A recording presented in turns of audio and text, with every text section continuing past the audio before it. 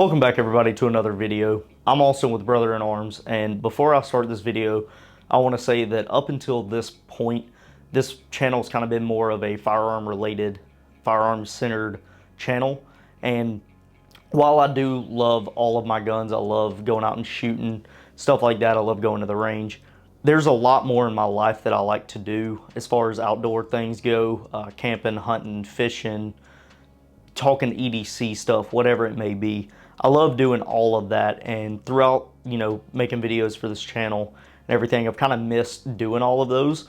So with that being said, I think it's early enough to be able to kind of switch directions on where it's going and kind of make it more of a broader outdoor channel and incorporate all of those different things that I just talked about. With that being said, I think it's the perfect opportunity to go ahead and start.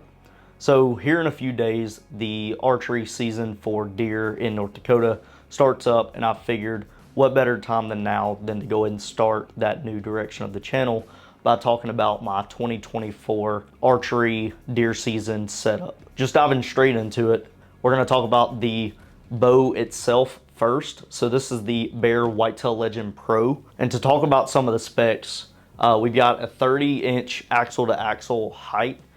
We've got an adjustable draw length of 26 to 30 inches, which I've got mine set on about 27, just because I'm only 5'5", 5'6", so I'm not too terribly tall and I don't have a long wingspan. So 27 is perfect for me. The draw weight, there's two little settings that you can possibly have it. You can have it set for adjustments from 45 pounds to 60 pounds or 55 pounds to 70 pounds. Now I've got mine set on the 55 to 70 pound range, and I've got mine set on 70 pounds just because that's what I'm used to. Now the Bear bow with nothing on it advertises as 3.8 pounds, which is pretty light. It's even with all of this stuff on, it's still a pretty light bow for the average person. I'm not too terribly strong, so I mean, if I can draw it back and hold it, I think anybody can. Now, as far as the let-off goes, this let-off can be set anywhere from 75% to 90% with 5% increments going either way. Honestly, I don't fully know what I have my let-off set on, but whatever it is on, I absolutely love it, and it's super comfortable to be able to hold back in the valley while you're waiting to take your shot. This bow claims on Bear's website that it'll shoot 339 feet per second, which that is Bear shafted. It's got their whole setup to optimize for this bow. However, with my arrow setup, which we will get to in just a minute, I've got about 269 feet per second, which is still a good shot. It's a good speed to be able to kill a deer with. Now, one of the reasons I like this bow a lot, just me personally, is on kind of the fact of it MSRP's for right around $560. You can find it for a lot lower than that. But here about a year and a half ago, whenever I got this, here in town, a store was going out of business. So they were running a huge deal on everything within their store, this bow being one of them. So I got it for, I think, $280, $300 or something like that, which is absolutely awesome. And I hopped on it as soon as I saw it. So with that being said about the bow, let's move on to the sight, which is just a regular old Trophy Ridge 5-pin sight. Now this one is a right-handed sight that I just flipped upside down to make it lefty. The only difference is the fact that the level is on the top rather than on the bottom, which a righty shooter would be used to. However, I've always shot them like this. I've never owned a strictly left-handed sight, so it doesn't really affect me all too much. But my pins, I've got them set on 20, 30, 40, 50, and 60. I've never had to take a shot over 60 yards. And even then, normally they're closer than that. So 60 is plenty far enough. If I ever do get to the point to where I'm shooting longer range than that, I'll adjust my pins accordingly or just buy a whole new sight. Now moving on to the quiver. This is the Conquest Archery quiver. This will hold 7 arrows, which I absolutely love because I'm used to seeing them that'll hold 4 or 5 arrows maximum. But this one having 7 arrows, if I'm out, if I lose an arrow or something like that, which hopefully doesn't happen. However, it happened last year. So I will have plenty of backup should that happen. Another reason I like this one is the fact of if I'm sitting in a stand or something and I want to take it off of my bow to keep the weight down on my bow and I want to hang it up, it's got this little loop it'll hang on to where I don't have to set it down anywhere. One of the other reasons I like it is if I do decide to take it off of my bow while I'm in a stand or something, it has this super quick QD mount to where I can take it off, put it on super easy. It's on, it's off, and it's back on again. I absolutely love how quick that is to be able to take off. And so this quiver so far has worked absolutely awesome for me. Now, moving on to the rest. This is the Trophy Ridge Sync Micro Rest, which Trophy Ridge does make a regular Sync. The only difference between the Sync and the Sync Micro is just the fact that you can make micro adjustments for the elevation and windage. This will come in handy whenever you are tuning broadheads or something like that, to where instead of having to make large adjustments and then having to retweak it, you can make those super fine adjustments that you need to and go on with your life. The one thing about this rest is the fact that the little material that you can put around the U or the V does wear out after a while, so you will have to replace that material, but super cheap. You can get it from just about anywhere. Amazon, the Bear website, heck, I'm pretty sure you can even find it at Walmart. But you will have to replace that every once in a while if you're shooting it pretty regularly. Now, moving on to my stabilizer setup, I'm running the Conquest Archery Control Freak, same Conquest as my quiver. They were running it in a sale, so I went ahead and picked that up. So the Conquest Archery Control Freak, I'm running 10-inch bar on the front, a 8-inch bar on the back, and for the weights, I have a 1 ounce weight on the front, and I've got a 2 ounce weight on the back, or two 1 ounce weights on the back. And one of the reasons I like this, and I think it works out with my setup, is the fact that it has a QD mount to where if I want to take either the front or the back bar off, I can easily do that with no trouble at all. And normally if I'm going on a hunt or something like that to where I think I might have to walk a long way further than I'm normally used to, if one of them have to go, it's always the back bar. I almost never take my front bar off, but the back bar does come off with that QD mount should I need it to very easily. Okay, now that we've talked about everything on the actual bow itself, let's move on to my arrow setup for this year. Now, the arrows themselves are the Black Eagle Outlaws.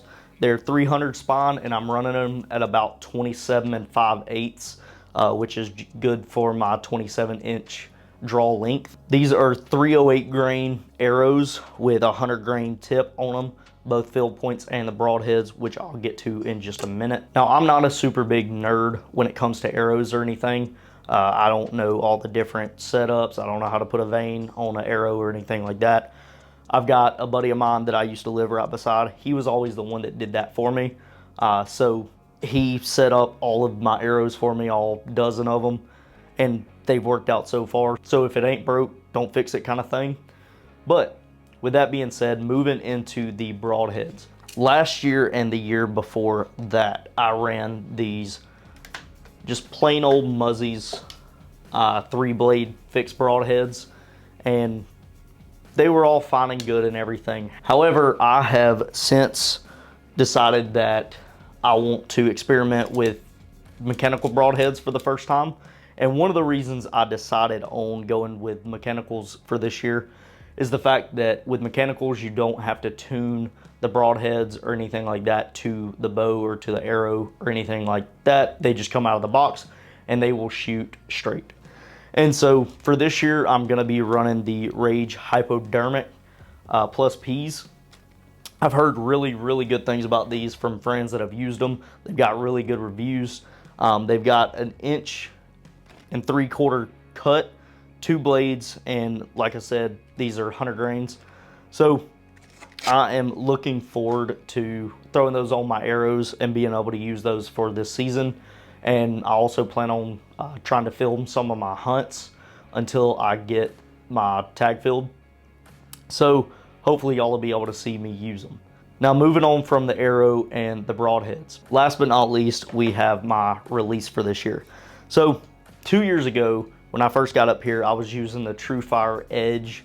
It's just one that I'd had for, I don't even remember how long, but I still had it. It wasn't broke, so I used it. And last year, a buddy of mine, the same guy that works on my arrows, or used to work on my arrows, he had a old thumb release that he wasn't using, and he asked me if I wanted to try it out. So I said yeah. So last year I used that, and everybody's got their thing that fits them and everything, and that thumb release just did not do it for me at all. I didn't like how I didn't have a way to actually secure it to my body or anything, which is something that I like about, you know, the old style of releases and everything like that. So I ended up giving that one back to him and everything. And this year I'm running the TrueFire Hardcore buckle release. And so far from what I've shot with it, I'm absolutely loving this thing. It allows me to secure it with the buckle. And instead of having the old clamp style release that would clamp around the D-loop, it's just got the loop, or the hook for lack of better terms, that you can hook on there. And whenever you hit the trigger, it'll come off and release your shot. That was one thing that I did like about that thumb release. And so being able to have kind of the best of both worlds in one release is super helpful for me, and I love it. Another thing I really like about it is the fact that whenever you have it on, however you need it to fit to you, with as far as the length goes and everything like that, there's a screw that you can loosen up and either shorten it or lengthen it. If you've got large hands or long hands, or you've got short hands, you can make it fit to you. It's also fully ambidextrous, so if you're righty or you're a lefty, either person can use it. I'm a lefty, so the fact that it's ambidextrous is absolutely awesome. Now, that completes my whole setup for the 2024 archery season. In the state of North Dakota, you can only kill 1 deer per tag, and the rifle is a lottery, so I haven't really ever wanted to fool around with that. However, for this season, I do plan on trying to film my hunts and everything until I get one, so hopefully y'all will be able to join me for that. But that covers everything, and just like anything, this is not a surefire, foolproof setup. There's always stuff that can be made better, that can be adjusted, stuff like that. So if y'all see something, or y'all heard me say something or anything like that, that y'all think could be made a little bit better to make me shooting it a little bit better, please let me know down in the comments section below. I'm always looking to kind of make this better for me. Like I said before, I'm not a super big like working on bow archery person. I'm more of the person that likes to buy the bow, have somebody else fix it up, do everything that they need to, and then me go in, sight it in, do the bare basics, go out and shoot it and hunt with it. So like I said before, if y'all find something on here that y'all think would make my life a little bit easier and make hunting with it more enjoyable, please let me know. Okay, y'all, that covers my 2024 deer setup. If y'all like this video, if y'all like this kind of content, more getting into the, you know, the outdoors kind of thing, please subscribe to the channel if you're new here. If you are one of my loyal subscribers that have already subscribed, all 480 of y'all, I really hope that y'all stick around for what I have planned in the future. That being said, I please ask that y'all subscribe, like the video, comment anything that y'all want down below. Until next time, I love you, God loves you, and y'all have a very blessed rest of y'all's day.